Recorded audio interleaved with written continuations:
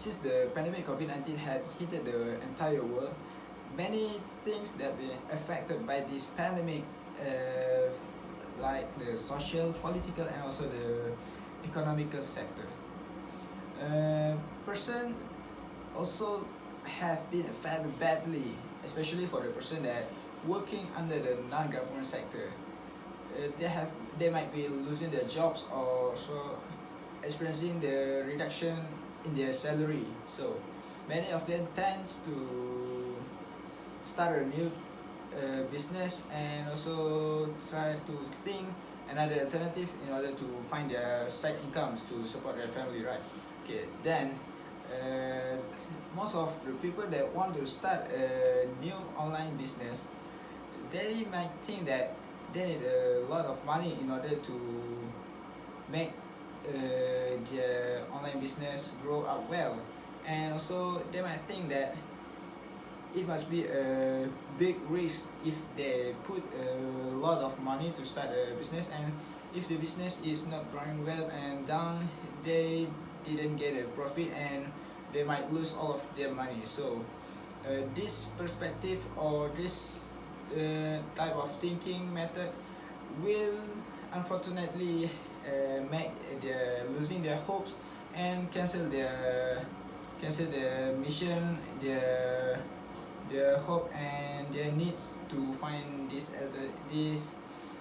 alternative side income, and they might stop there and didn't start their business. So did you guys know that we actually can start an online business with no money? So my name is Muhammad Amir Saifullah bin Omar, and now I want to tell all of the ladies and gentlemen the way to start an online business with no money, zero money. Okay, so there's two things that I want to brings here is the first one is to find good suppliers, and the second one is the best marketing strategies that's suitable to our online shop. Okay, so firstly is to find good suppliers. Okay, when we say that we want to start with no monies. Okay, firstly I want to tell that actually there's a lot type of method that we can use to find the good suppliers, but now we want to focus the method with no money, right? Okay, let me start it. Okay, when we say that we want to start with no money, we can start our business by joining under the existing sellers outside there, and we join under them and be the drop shippers. Okay, so the first thing that you need to know is what you want to sell. Yeah, what you want to sell, what the things that you want to sell at your shop. For example is the sneakers or the iPhones. Yeah, the most common things that they sell outside there. Okay, then the second thing is firstly is you need to choose one social media that you want to be focusing on.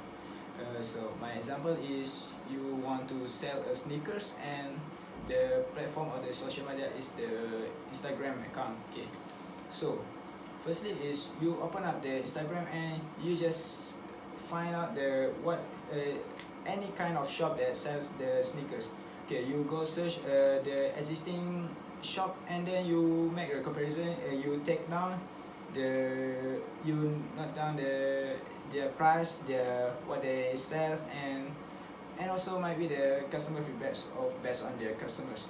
Okay, then after you write it down, then you must use then after you start your business account profile, then you just DM that sellers and you just go straight forward. You say that hello sir. Oh, before that you must use a good kind of word, and I give the example to introduce yourself. You just okay. You when you want to DM the sellers, you just go straight forward. You say that hello sir. Based on my observation, I found out that your shop might be the best suppliers for my shop.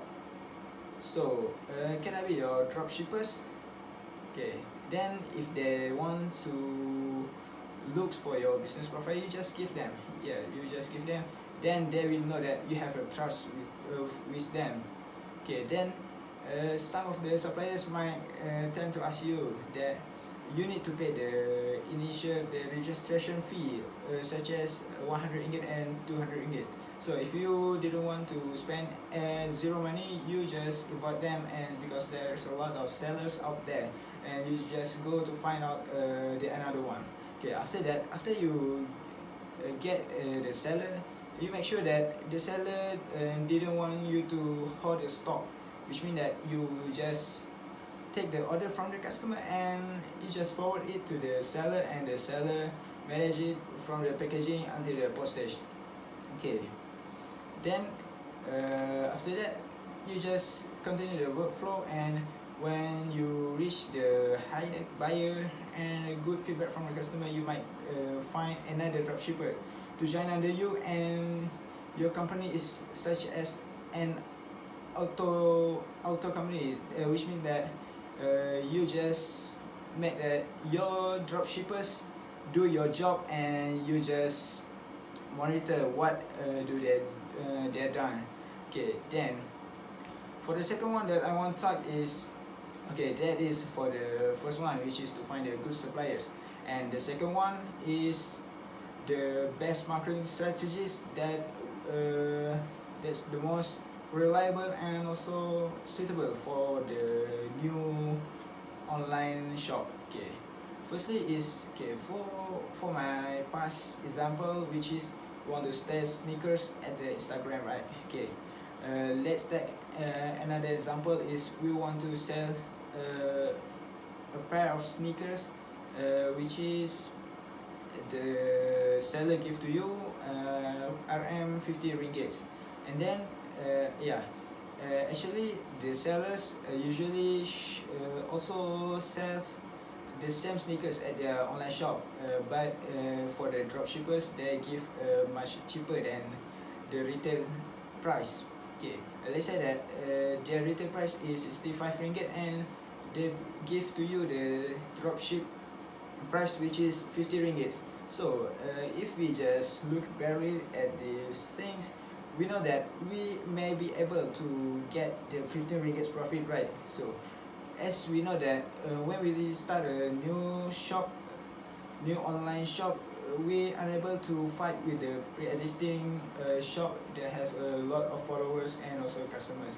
So for the first stage, what I really want you to do is you don't take a profit from your product. Okay, that might be weird, because why did we start a business when we didn't want to take the profit, right? Okay, so at the first stage, what I want to suggest to all of ladies and gentlemen is you don't take any profit from that, and you just sell it. Okay, for example is 50 ringgit, you sell 50 ringgit to the customer, and then you might, okay, and then from that you might find any customers that will see your shoes. Oh, it is the cheapest price among the sellers, and then you might display the customer feedback from your seller. You just forward them to your account, and then when you gain lots of buyers and customers, then by that you may grow up your shop by increasing your profit, like you said that 55 ringgit, and for another shoes you take for 60 ringgit, which means that the first stage you didn't take a profit, the second stage you take only 5 ringgit each pairs, and also for the next one you increase by 5 ringgit based on the market price, right? So based on my experience, I do the same things, and finally I managed to get the profit of 20 ringgit each pairs. Okay, but what I want to talk here is when we started up our business is we must be consistent in do our jobs, because once the customer had trustworthy on you, they buy shoes on you, you must keep in touch with their customers. And if you stop your business for a while, then when the customers want shoes from you, and you might go enjoy yourself, and they say that, or the seller might shut up their business, so they move to another seller. So with that, you might lose the customer here. So if you have started your business, well, what I want